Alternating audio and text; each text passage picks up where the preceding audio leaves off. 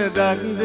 දැන් ඉවරයි බං යුද්ධ ඇහුනේ මල් වෙඩිවල සද්ද එකම මිනිස්සු හා නැද්ද ඔය කුල මල වරදක්ද දැන් ඉවරයි බං යුද්ධ එකටම කමු අවුරුද්ද දානවතං ගච්ඡිත මුද්ද